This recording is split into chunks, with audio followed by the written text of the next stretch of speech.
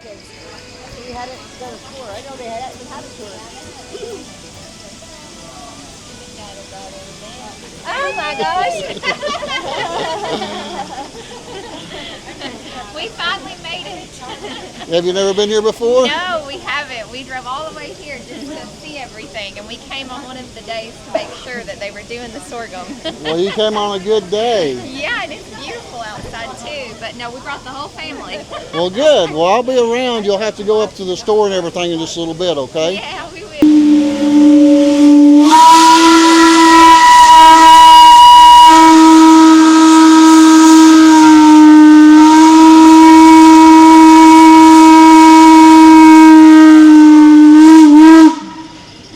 Hello everybody, I'm Pete Gunther. I'm part of the Gunther family here. I've not been on camera a whole lot, but John wants me to do a little talk on this old schoolhouse here. So this house was built, I don't know exactly when, but it's more than 50 years ago. I can honestly say that. And it sat off on a hillside in a little hollow, or the edge of a hollow, half a mile from here. And there's a young man came to the community here that needed a place to live. And I remember as a child, got this guy to come out with a dozer, and they put skids under it, logs, skids, and they moved it out of there and brought it to a location over where my sister now lives. And eventually the house sat empty for a little while. And then later on, they turned it into a schoolhouse. So this is, my mom turned this house into a schoolhouse. I personally did not go to school here. I was past the 8th grade, and that's as far as we went to school. And so I was already done with school. So she probably had, I'm going to say 7 or 8. There could have been as many as 10 students at one time that she had here. And we moved it over here just for it to be a little more convenient, closer to home. Mom would just walk across the hill and come over here and teach the kids. Some of my younger brothers went here, and there was like a handful of my cousins that went until they got out of school. And so the house has just been sitting here empty, and it's about to fall down. It's not too great a shape anymore, but this is where she taught some of my younger brothers, and like I said, a few neighbors, cousins, for a number of years. All right. All right, everybody. This is Eddie Gunther. He's going to do the tour. I guess you're going to start up here? Yeah, we'll start up there. So everybody head up to the horse, I guess. How big is the group? Who all's along? About everybody. About everybody? All right, let's head on up.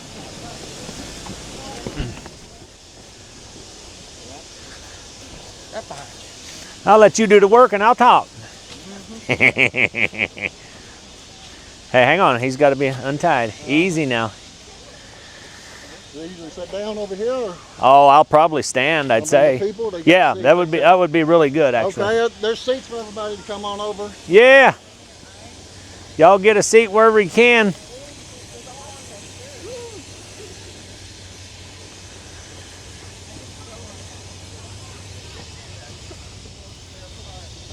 You doing all right today, John? I'm doing well. Wonderful, good. Got somebody keep my dog for me. Oh, yeah. Yeah. I'm going to be gone a couple of weeks to North Carolina. Oh, really? Somebody volunteered to keep her really good. Good, good, it's good. Hard to deal with her on the road. Yeah, I believe, myself, you know? Believe that. You bring the motor home up here today? No. Oh, yeah. This is a day trip for me. Oh, yeah. Is there anybody else that wants to sit down can, or you can remain standing, however you want to do it. I'm Eddie. I'm one of the Gunthers. I'm the youngest of the family. We have younger ones of our own children now, but I'm the youngest of the family that started the sorghum business.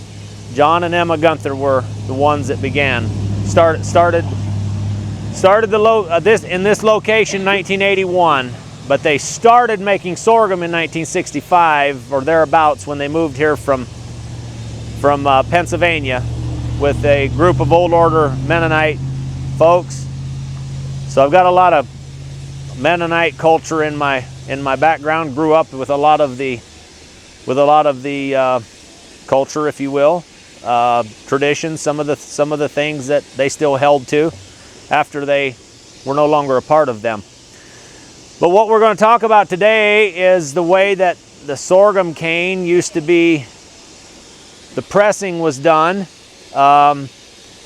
So we would, a whole bunch of us, whole family, and sometimes a few hired hands would go out to the field and strip this cane, strip the leaves all off and get it down. I mean, we wouldn't strip every leaf off. There, you know, in the tops there was always a few leaves you couldn't reach, even with your hand saw. You'd reach as high as you could, and sometimes the cane was 15 feet tall, and so you're looking way up there at it. So, but we would strip the cane and then chop it off with a machete and put it on piles and go out there with the horses and wagons and load this cane up on the wagons and bring it in here to press.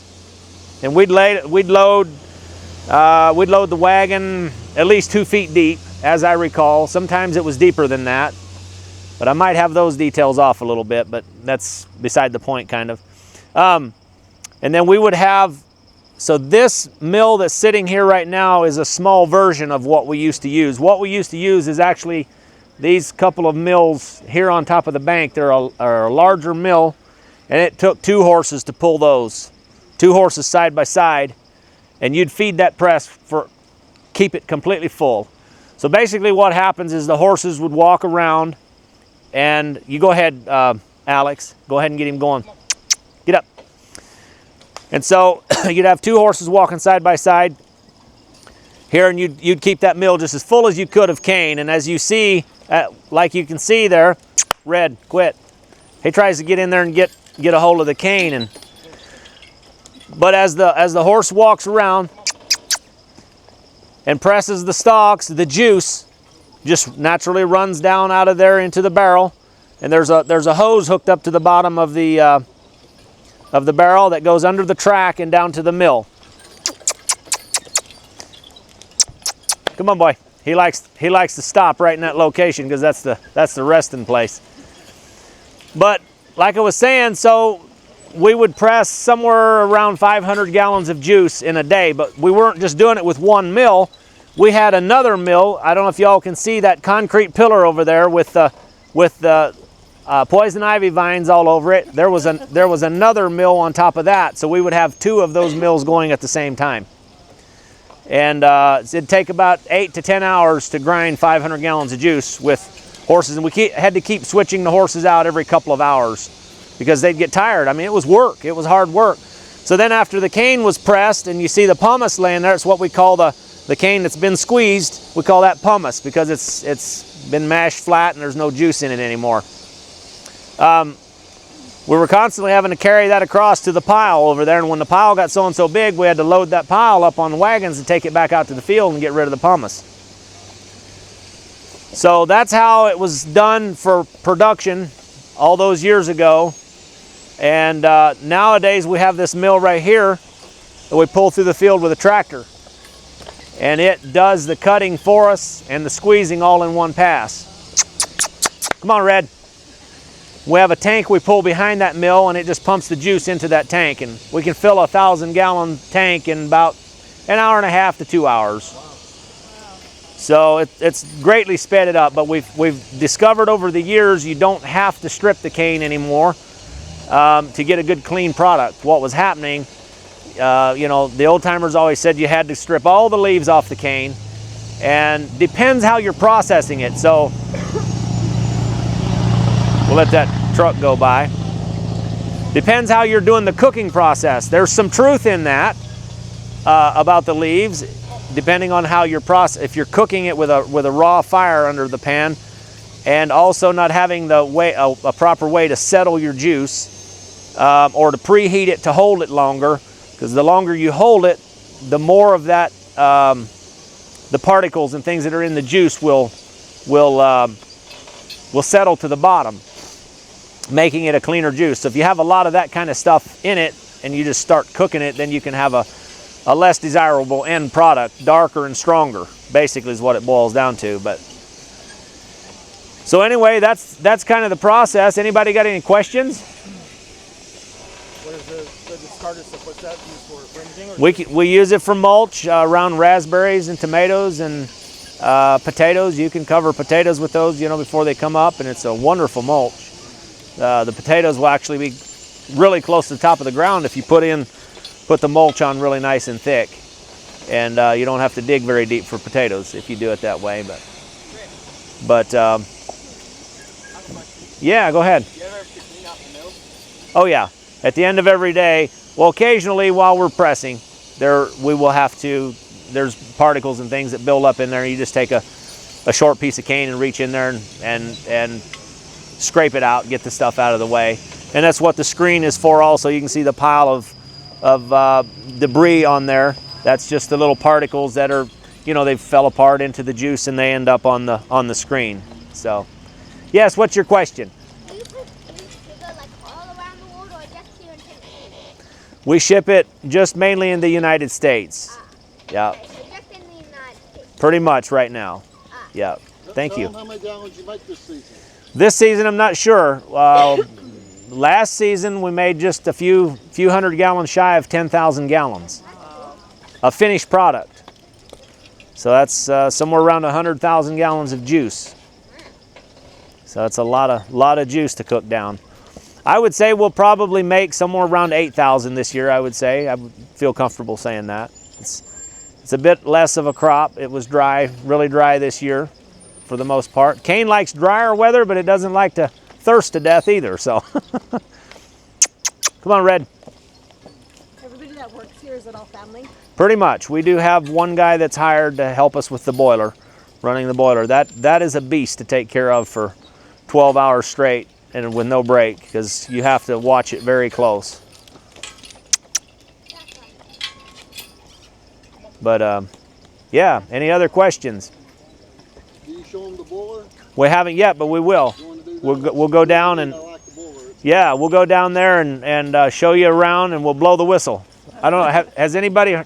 Have you all been here a while? I don't know how long if you've heard the whistle or not. I heard it. Okay.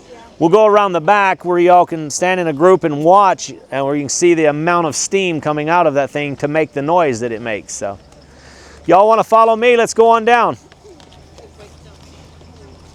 So there's another little piece of information I can give you. So this is a demonstration outfit, a little furnace, and the pan is here upside down that goes on top of that, and we build a fire in here, and we can do little batches for demonstrational purposes. So my brother Mark goes on the road a lot doing demonstrations, and this is the kind of outfit that he uses. He'll squeeze the cane with the horse and then put the juice in the pan and cook it for demonstrational purposes. So, all right, come on down. Richard's the border.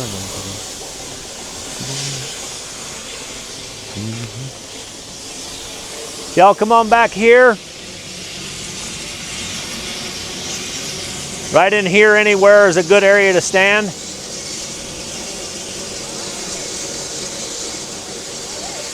So what we're looking at is that cross piece with all the steam that's escaping right now. I think the valve might be leaking a little, obviously, letting steam out a little before it should.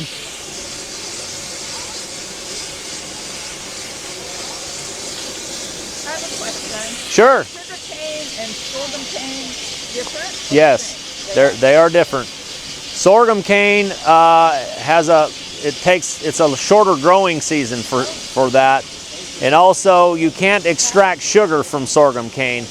It's just sorghum, and now it is a natural sweetener, but you can't extract sugar from it and then do something else with the leftover juices. Now, sugar cane, you can do that, and they do that a lot. So that's where molasses comes from. You can get sorghum from sugar cane? Well, no, you get molasses from sugar cane.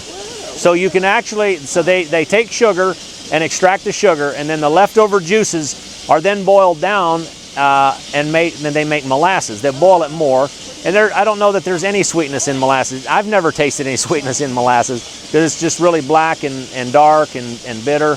Very high in iron, but with sorghum you have a lot more benefits. It's really high in zinc, potassium, magnesium, and a lot of those things. They say that it is to say that it has got the highest antioxidant value of any food on earth. Wow. So, You and make sorghum syrup, but Yeah. there's a sorghum molasses too. well, there's a lot of confusion around that. So those two don't actually interchange. The old timers, people around, call it sorghum molasses, but it's not technically. There's really no such thing technically. It's from sugar cane. Molasses is from sugar cane, sorghum is from sorghum cane. So, yep. The one that has the iron, you said? Well, they both have a lot of iron. Sorghum also has a lot of iron. But molasses has, as far as, I don't know what all molasses actually has to offer, but it would not, from my understanding, it would not have as high a food value in the other areas like zinc and potassium, magnesium. What if you had 300 horses and you guided them? Well, I don't know. I don't know if I could ride 300 horses at a time or not. I could ride one at a time. Well, you used to tell them you used to break. As a kid, when I was a teenager, I would break horses for other people. Horses that weren't happy about me getting on their back. I've been thrown off several times. But yeah. All right, well, let's blow the whistle. Are there any other questions?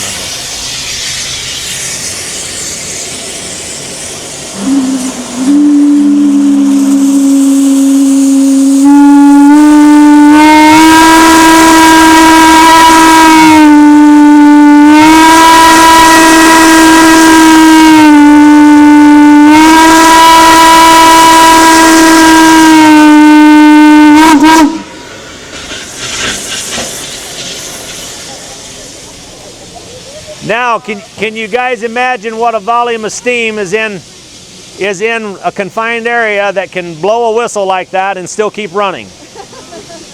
Yeah. So if you want to follow me, we'll carry on and show you the rest of it.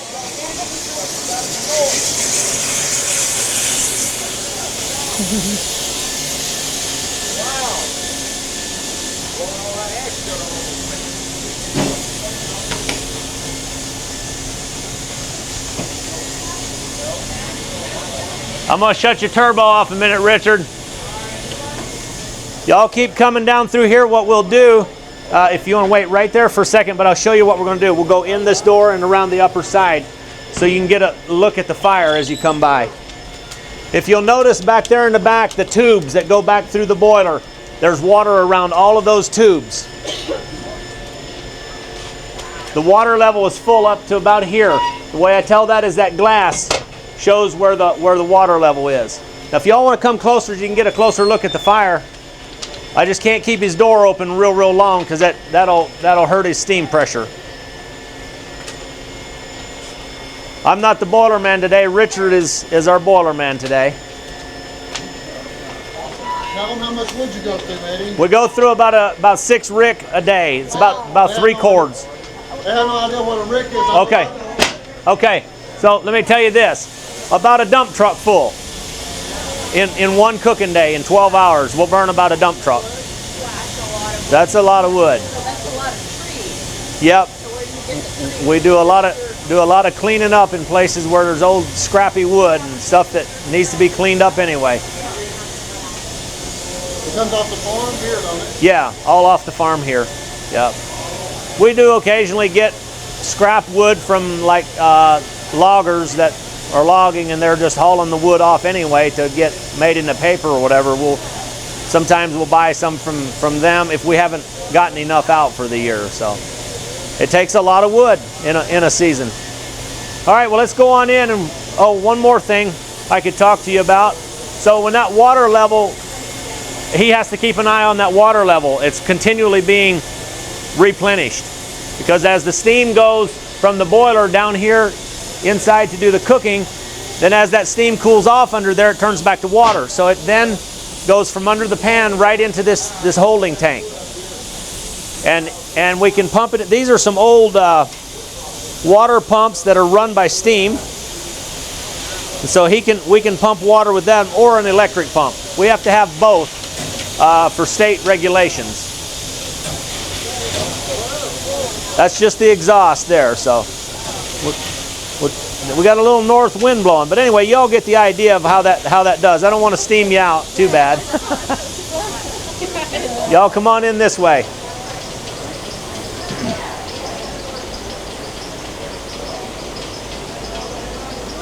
So as you walk by, notice the juice running on right there.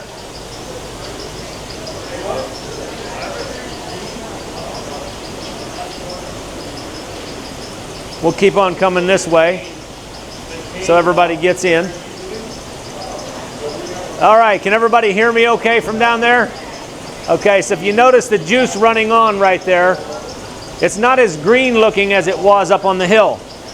So when the juice is pressed up there and it comes down into these tanks, or we've produced out in the field and put it in these tanks, we heat the juice. We preheat the juice up to about 160 degrees. And so that's why it looks like that coming on. The reason we preheat it is so we can hold it overnight and the juice doesn't sour. So then as it runs on, it runs back and forth around each one of these baffles. Now it looks like it's just boiling both ways, and it is, but the general movement is down because this is off level on purpose. We can raise and lower the pan depending on how much juice we need down here. But the further down it comes, you see there's still some green in the juice that's boiling out there. We just use that skimmer there. It's perfect. It's like a screen on the bottom. You skim that off, and that goes in the trays here. That then goes in a bucket that we can feed to the cattle or hogs, or I'm not sure if horses would eat it or not, or drink it or not. But it just, the further down it comes, the more it changes color and goes from the greenish looking product to a golden syrup. So this is the pre-cooker. Then he lets, the cook down here is Mark. Mark lets off however much juice he needs to keep his finish pan supplied well. So it's still boiling out, a little bit of foam, a little bit of green. There's not much green left in it. That's mostly foam. But we can skim that off there just so that it gets the product, the end product, good and clean with all the green out. So then the further down it comes, this is the last compartment here that Mark controls how much he lets in there. So it is continuous flow, but he's very much in control of how quickly it comes off. And he's watching for if the product is thick enough. So he controls how thick or thin it comes off. From there, it comes down here. If y'all want to come on down and gather around closer. It goes down through this strainer, this screen. That's so we can strain out anything, any particles or anything that might be in the juice. Goes over to the pump. You see the pump is turning there. Up this line. And over here, over here to the cooling trays. It's important to cool the sorghum off after it is that hot. So I failed to mention, it comes off here at about 230 degrees. It's very hot. So we cool it down to about 140 degrees before it goes into this tank, just by going across these cooling trays. And from there, the ladies, our workers, bottle it down here by these valves. Anybody got any questions? Yep, if you like it. Sample over there. Right here's some samples. Y'all can help yourselves. Just dip. I'll show you first. I'll be the first one to do it. Yep. Good stuff. Do you ever have anything like melt at No, you have to have the correct equipment. So it's got to be stainless steel for the most part. Yeah. Good question though. What was your question? If anything, we ever have any of our parts melt on us with it being so hot. Okay. It all has to be made out of stainless, food grade equipment. And I don't think you told them that Mark and y'all designed most of this equipment and make it. Well, Mark is the one that designed it and put it in. Except for the boiler. We got the boiler from a certified boiler builder in Wichita, Kansas, I believe it was. Back in 1993 is when we bought the current boiler that we have now. We do love to bake on this, and we of course cook on the top, and we do have other ovens. We have gas ovens, one here and then another there. So we can bake up to about 15 loaves at one time. Each oven holds about 5 loaves. So there was no electricity in this house until, I know they got indoor plumbing, like an actual bathroom, in the mid-'80s. Before that, we all used the outhouse that's out back. Nobody uses it now, but there was not electricity. Now, when they got the store there in about 1994, and of course the store, if you're old order Mennonite, you can have electricity and all the means for your business. That's your way of income, so you are allowed to have electricity. So they always had kerosene. There's a kerosene lamp there on the counter. That's how they always lit the house. And then my grandparents got expelled from the church, so they ran an extension cord from the store to the house, just right there in the living room with one light bulb. And then you see, as the years went on, there is electricity now. They have an indoor, there's an indoor window air conditioner. So, but this part of the house only was wired. There's like just a couple of outlets, but back here there is no light. So in the winter time or when it's raining and it's dark, we can't see, we'll take a lamp back there, or so you can come back here. And this is our bread room.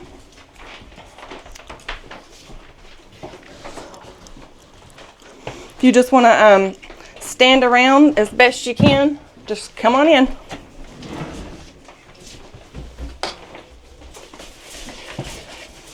So we do use the house. My grandparents are no longer living.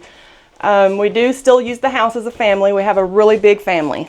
I think there's about 32 grandchildren and way more great-grandchildren. But on Sundays after church, most of us, a lot of us, will get together and have popcorn and just hang out as a family. So we do use the house too for baking for the store.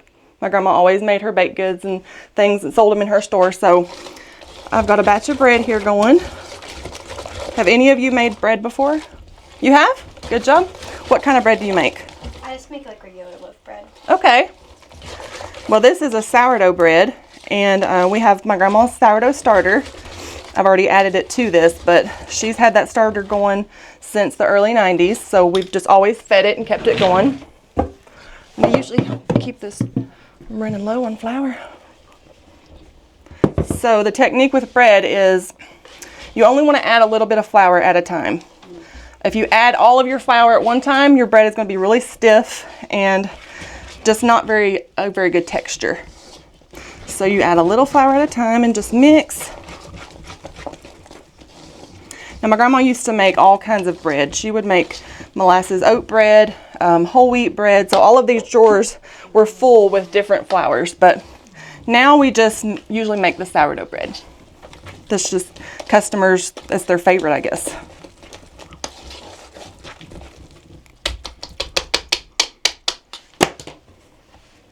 So just a little at a time. So the flour that you're using, is it all-purpose? It's King Arthur unbleached, just bread flour. Okay. Yeah.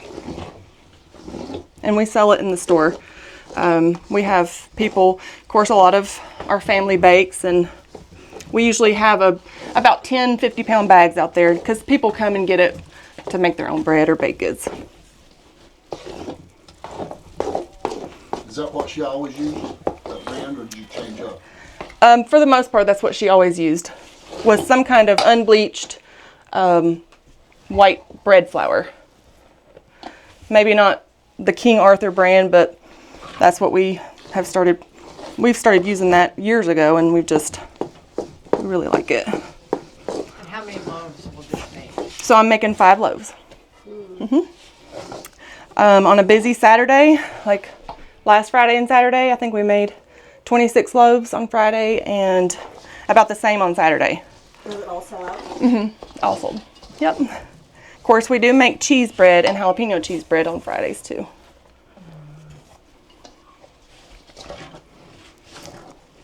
How do you feed the starter? We said you have to feed the... Okay, I'll show you. The starter, like I said, she got it going in the early 90s. And it's, some people just use flour, like, cause there's different kinds of sourdough starter. Okay. But ours is potato flakes, like instant potatoes that you buy in a box, and sugar, and then water. Oh.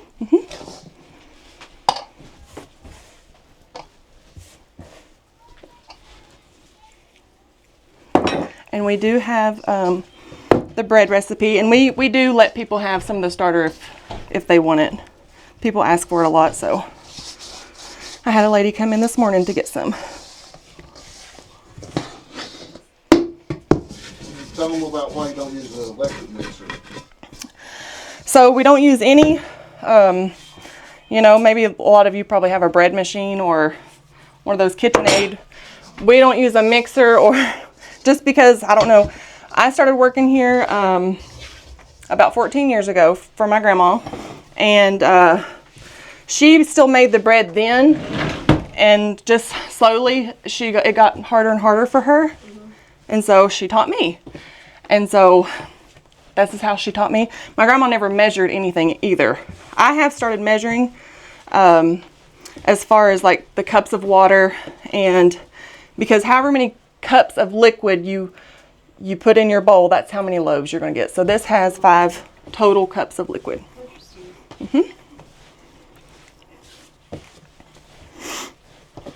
Then you just want to knead it for about 8 minutes or so. Do you knead your bread? Yeah. Yeah. It's hard, isn't it? I always say I have really strong hands because I've just made so much bread. So how come you only make sourdough? Well, we used to make like white bread. This would be, if I had not added sourdough starter to this, it would just be white bread. I guess because of the manpower, there's not enough of us to make so many different kinds of breads, and this is just a customer favorite. So now sometimes people will call, and like I had a lady call, she wanted white bread. Sometimes they want whole wheat bread, and we will specially make that for people when they call. You can see this counter here. This is how much bread has been made here, where the counter is. So how much is your bread so far worth? So we sell the bread for $4 a loaf, and then the cheese bread and jalapeno cheese bread are $5. So we try to keep it reasonable. And there's no preservatives in this bread at all, so it lasts about 4 days. You know, it doesn't last as long as like store-bought bread.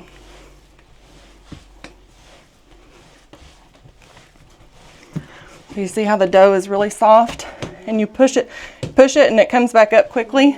It's almost done.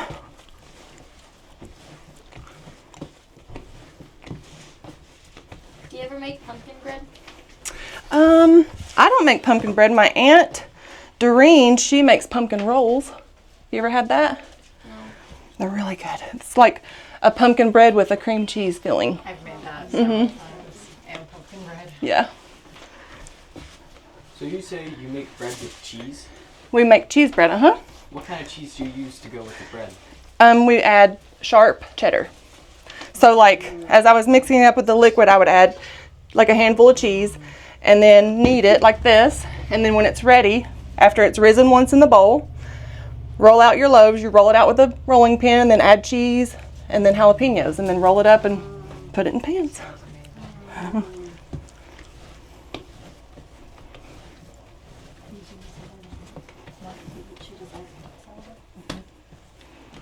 Okay, I think so. I'm gonna grab some lard right here in this.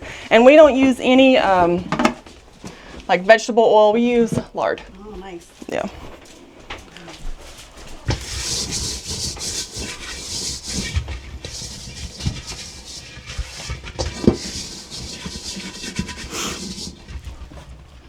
So we just leave this in there and let it rise until it's doubled in size. And then I'll come and make the 5 loaves and put them in pans and let them rise again. So if you guys do what? How long does it take for it to rise in the bowl? About 30 minutes. Yeah. Sometimes a little longer, depending. Like, I'll close this. If it's warm in here, it'll rise quicker. Yeah. Do you guys have any questions? No? Y'all have to go home and make a batch of bread. Where do we buy the starter at? Here? Here, yeah. Okay. So if you guys want to go back to the kitchen.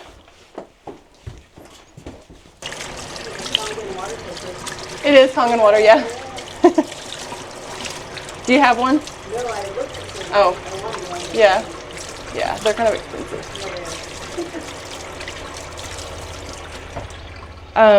So this, If you guys want to do your tour at the sorghum mill and let me feed this, because you never want your sourdough starter to go empty, because it's already activated. It's already fermenting. I don't know what the word is. It's activated. So you can't just add, I don't think that you can start from scratch just with potato flakes and sugar and water. You have to have a starter, a little bit of this. So I'm going to feed this, and I'll show you how I feed it.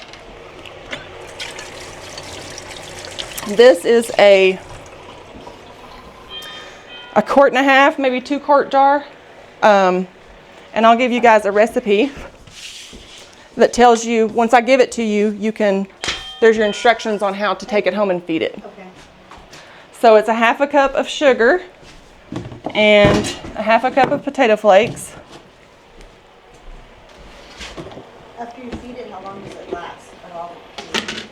If you're not going to use it, you can keep it in the fridge. And I don't know how long it lasts. I mean, I think indefinitely. Okay. We use so much of it. Yes. We always feed it, constantly. So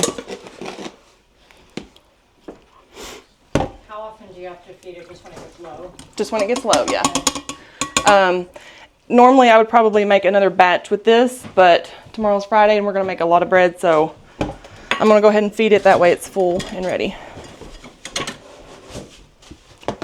Carmen, will you get me a box of these potato flakes?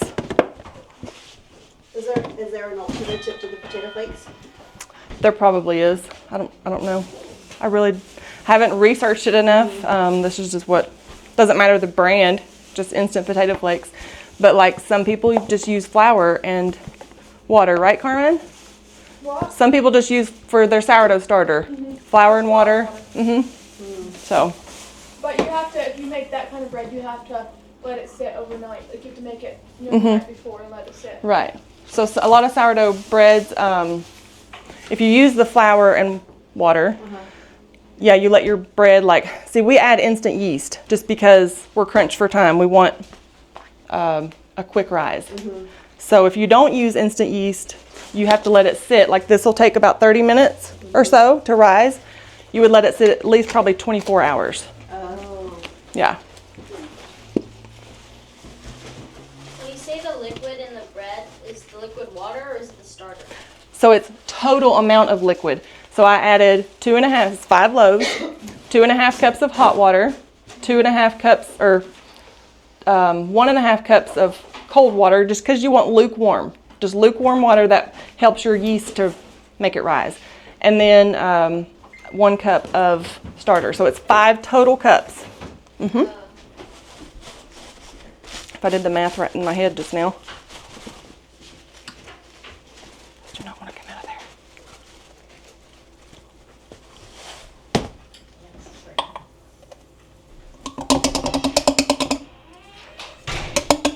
And then you just fill it the rest of the way with warm water. And it can be cold water. We feel like the warm water helps it more activate, faster.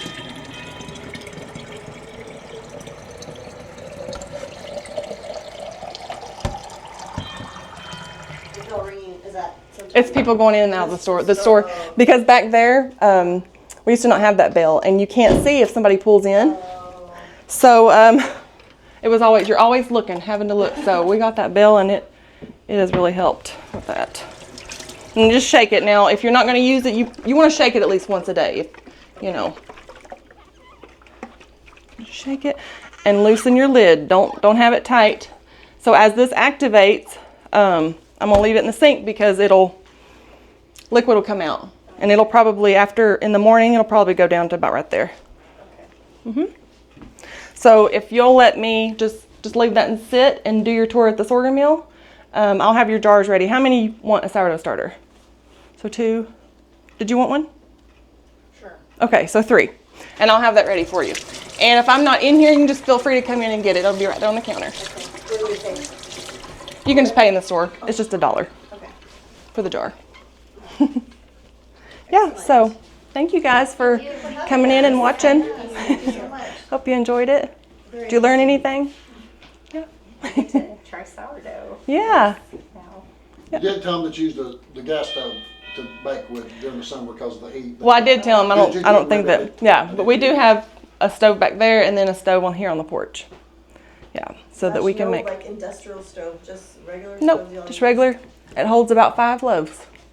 One stove, yeah. But you were saying too in that last video that you like it better baked in the wood Yes. stove. Mm-hmm. And I told him that it just bakes it better. Now, we do have to turn the loaves because it does get hotter on the one side, just because where the firebox is. Okay. But so we rotate them, you know, about halfway through. But we like to use the wood cook stove. So they say like when you're baking a cake not to open the oven because that's sure the cake falls. So with the bread that doesn't happen? No, not typically. Mm-mm. Yeah. And we do have the bread recipe. We have a family cookbook. We have it in the store. Our family put this together, or my aunt and her daughter, Michelle, but all of us contributed. And there's a lot of recipes in here, about 30, I think, with sorghum, that call for sorghum, but our bread recipe is in there. That little loaf, I don't know what, I can't remember, it's a little square. That little, she said you made it, the yellow Orange, one. Is that recipe in there? Orange pound cake, the sorghum pound No, cake. it's really tiny, I don't know. It's in the store? Yes. Yeah, I make those. It's sorghum pound cake. Is that what that is? Is Uh-huh. that recipe? It's not. Oh, That's a secret recipe. My mom started that a long time ago, and I just have never given it out. So, yeah. It's so good. Thank Like you. melts in your mouth like cotton candy. Yeah, So they're very moist. Now, there is a video of all the ladies cooking different recipes that we made. We've made about 20 videos here. Oh, wow. Even the hog butchering videos of them processing the hog. We did. See, behind the store, my grandpa used to butcher for a living. That was just he also ran a sawmill, but he used to butcher for people would bring their hogs here. It was never like a licensed or certified, you know, back in the old days, that wasn't that important, but there is a butcher house there and we use it as a family still. And so we did a whole, how many videos? There's 6 videos of the hog butchering. There's 2 days process, but I'm condensing that down to one video in an hour and a half. So that'll come out in a month or so. But it's from start to finish, how to process a hog, all the different cuts, how to make cracklings and lard. So your lard, that's the lard that from... We did. We had used it, but we used it all. So now we have to buy it. Okay. Yeah. Now you can go, I don't know if any of you may have made lard. It's very easy. You basically just take fat from an animal and render it down and just, you know, it turns into lard. But it is better for you as far as, you know, things you buy in the store sometimes are processed and added ingredients. Called and left a message and she called back. We've been making videos for about 2 years Yep. now. Oh, nice. So it's been fun. It's brought a lot of people from all over the place here, all different states. Switzerland came to Rugby. He's really helped our business, especially. Good. Yeah. Exciting. So it is. Yeah. Thank you so much. You're welcome. You're so welcome. I'd like to get a picture. Pete, I've noticed that talking to you all and working with you all over the past few years and working with other families that are Mennonite or grew up Mennonite, y'all go to the 8th grade generally. Generally, yeah. And at that point, after you finish the 8th grade, tell us what you start doing. How many hours a week do you work? Even before we get out of 8th grade, from the time we were old enough, I mean, I remember when I was 8, 9 years old, I'd be out in the field in the during sorghum time, and that was not at this operation. This was at another operation that we were working at, you know, as a community thing. There were 4 or 5 families of us that were doing sorghum, and whenever there was a spare moment, we were working. We had something to do. We had either at home you had chores to do, animals to feed, barn to clean out, chickens to take care of, or firewood to cut or whatever, you know, and we would just went to school at that time for a half a day, but it was intense. We had no slack time. We were studying hard, and we would get like a 15-minute recess one time between, I believe it was between 7:30 and 11:30. So we had like 4 hours of really intense studies, and then we had a lot of homework to do. So when we would get home after lunch in the afternoons, we were working with Dad on the farm, whatever it involved. I mean, we were clearing some of this land right here in our background at that time, cutting firewood. That was every day, nearly, you know, depending on what the weather was doing, we were cutting wood. Dad also had a sawmill, so we were logging, cutting wood, and there was kind of a twofold purpose for that, and that was to clear land to develop pasture and or farmland, and also to make some money off of the firewood that we sold. So firewood was a very vital part of our living for years. And so by the time I got out of school, got through the 8th grade, I was already well educated on all that stuff. I would either stack brush or bust wood, and Mark did a lot of the cutting with chainsaw, and Dad did a lot of the cutting. And then as we got older, then we start handling the saw, and so there was just a lot of work, a lot of chores all the time. So there was no such a thing as us being grown till we started working. We were working here on the farm, helping the family survive and make a living long before we got out of school. And I myself graduated from the 8th grade when I was about 13 and a half. So after that, I just started working on the farm and do whatever needed doing. We would haul a lot of manure in the winter and spread it on the fields, and we loaded that manure by hand with a pitchfork. There was one winter that I distinctly remember. My brother Ben and we hauled, I believe it was 205 or 208 manure spreader loads of manure in one winter. He kept track of it, and we spread it on the fields. We had a lot of cattle in the barn, and Dad had about a dozen horses, so all that generated a lot of manure. So that was just all part of making a living and helping the family to survive. And then as we got older, we, developed more responsibility and had our own interests in what we were going to do. And me personally, when I got, we had to shoe our own horses. So I got a little interested in that and met a guy that knew how to shoe horses and had good tools. And I got interested in that real heavy. And by the time I turned 20, I started my own business. I had a very successful horseshoeing business for a number of years, and ultimately ended up having to quit that and give it up because of back trouble. I developed some serious back trouble from the work. So by the time, like I said, we were young men, grown and off the farm, we had already had our own interests, developed what we were going to do, and that's how we took off and got started in life. But at 14 years old, what time in the morning did you start working after you finished with school? We generally get up about 6 in the morning, and then we'd head straight to the barn and do some chores for about an hour, 45 minutes, clean out the barn, feed the horses, and Dad would feed the hogs and he'd milk the cow, and Mark and I each had our own jobs that we did, and then we'd come to the house and have breakfast, usually around 7:30. So generally by 7:45 or 8 o'clock, we'd get started doing whatever we were going to do for the day. And how long did that day last? All the way till dark, or yeah. There was no stopping and sitting around just because we felt like it. How about Saturdays? Did you get Saturdays off? No, Saturday was just another day, just like any other work day. How about Sundays? You still had to feed the animals Sundays? We still had to feed the animals Sundays, but no, Sundays was the total break. We'd in the summertime we'd go swimming, or we'd go on hikes in the springs or in the fall when the weather's too cool. But a lot of times we'd be swimming on Sunday afternoon with our neighbors or buddies, friends, and then after I'm going to say when I was around the age of 15, 16, we kind of got into breaking horses for people to ride, like horseback ride. Now, Dad also worked horses, and so we broke horses, trained horses to work.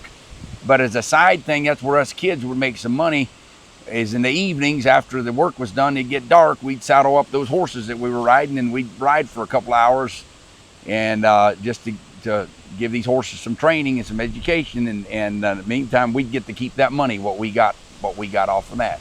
You got to keep all of it. We got to keep all of that, what we made in the evenings. But you didn't get paid for working for your dad? No, absolutely not. It was just a known, it was a given that we were expected to work on the farm and work for Dad till we were 20 years old. Did you get an allowance? Or No. Nothing like that. I didn't know what an allowance was till I was grown, and then I couldn't understand why kids thought they had to have one. I mean, it was our way of life. It was what we were expected to do, So I've asked Eddie, and I've asked other people that was raised Mennonite lifestyle. Do you do you look back and maybe regret the way you was raised, or do you respect it, or did you think it made you a better person, or how did you feel? Oh, I'm positive it made me a better person. I have no regrets. The way I was raised. I mean, I look back on some of the ideas and some of the ways that we were raised, and I say, you know, maybe it was a bit extreme. It wasn't necessary to go to that level, especially the fact of the modern conveniences, how totally they stood against them. I mean, I understand the reasons for them, and I understand their beliefs, but I don't resent it. You know, that doesn't cause an issue with me. In fact, I know that I wouldn't have the work ethic and I wouldn't be the person I am today if I hadn't been raised the way I was. If people find this hard to believe, but I have a tendency to be lazy. I'd rather be lazy than be working.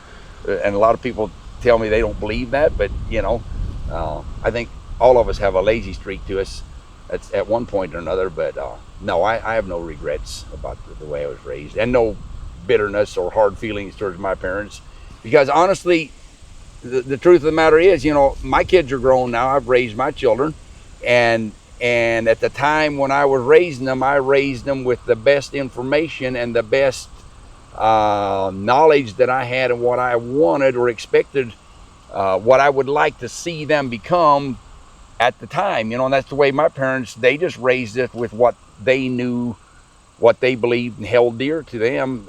That's the way we were raised. So and I think it's like that for most parents. They would like to see their children succeed, and so they're raising them in a way that they hope and expect that they're going to turn out good and become something worthwhile, or maybe that's not the right word, but so there's some good to society, you know. Right. Well, I've noticed that it seems like everybody that's raised in the in the Mennonite lifestyle or church or whatever, that they all have a really good work ethic. They all seem like, you know, seems like it starts at early in the morning and works till dark. You know, and it's just I don't know. There was never any opportunity given to us to think any differently. We were taught that from the time we were as young as you know, whatever we were able to do, whether it was carry some water into the house or bust some wood or stock the wood box. You know, we started with that real young. The firewood for the kitchen stove, it had to be filled every day, and so whoever was the right age at the time, that was some of the jobs they got started out. And we did have some fun times, you know. There were times in the winter when it would snow. We would have a lot of fun. We'd get together with our school buddies or neighbors' kids, and we would sled, you know, maybe in the afternoon, but especially after dark. When the evening rolled around, we'd be out there with a lantern and a flashlight or whatever, and sliding with an old piece of metal or a car hood or a sled or whatever. And yeah, we had a lot of fun. And then if it got cold enough that the ice froze on the ponds, we'd be out there sliding with whatever skates we could come up with, or just sliding with boots or shoes on. And so yeah, we had a good time. We had a lot of fun. We were never bored, I'll tell you that. There was never no dull moments. So have you lived your entire life here in the Muddy Pond area? I was born and raised here. You never moved off? Never moved off.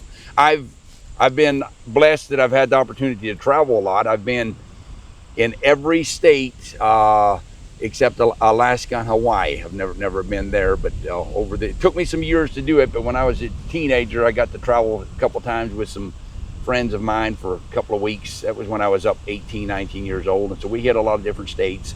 And then of course, Doreen, my wife, being from Canada, when I would travel to go see her, or even after we were married, we would drive through a lot of different states driving out. So I've been all over the West, and I like it a lot of other places, but for whatever reason, this is home. You know, this is where we made our livelihood and stayed here. So yeah.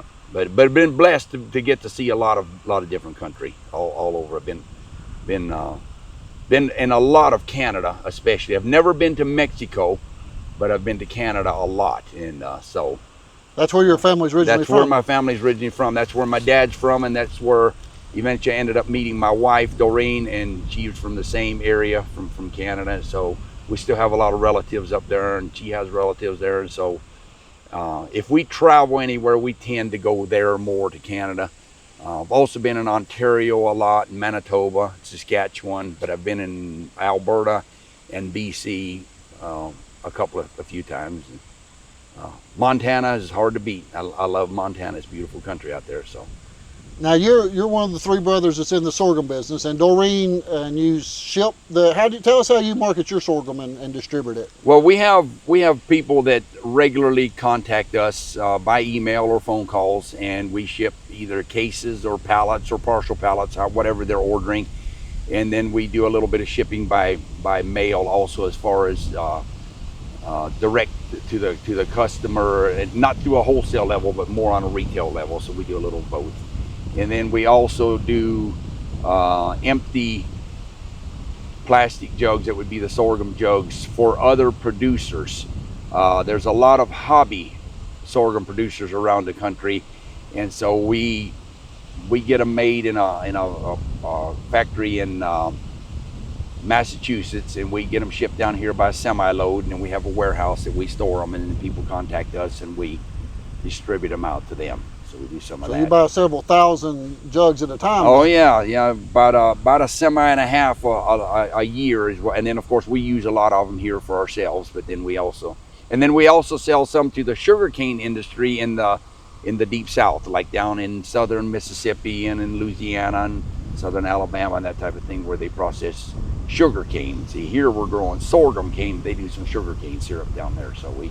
Do you custom print the labels on them, or how no? does That all gets done at the factory. So you're a wholesale distributor for a manufacturer, basically. Right, yeah. right. Okay. Yeah. And for those people that don't have a private label, they can buy a jug off of us, what's called a generic jug. Like, it might have some printing on it, but it does not have their name and address on it.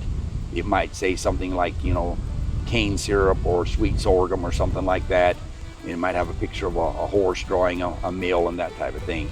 And then they can custom print their own small labels and stick them on if they so choose to. But we even sell some that are just a plain blank jug that has nothing on it. So they have the option of sticking something on it then if they want to. All right. Well, I appreciate you coming up and taking a little time off from the mill down there. It's a lot goes on down there during the. Yeah, it's a busy time. Yeah. Well, we'll let you get back down there. I appreciate it. All right. Thanks. Thank you, John.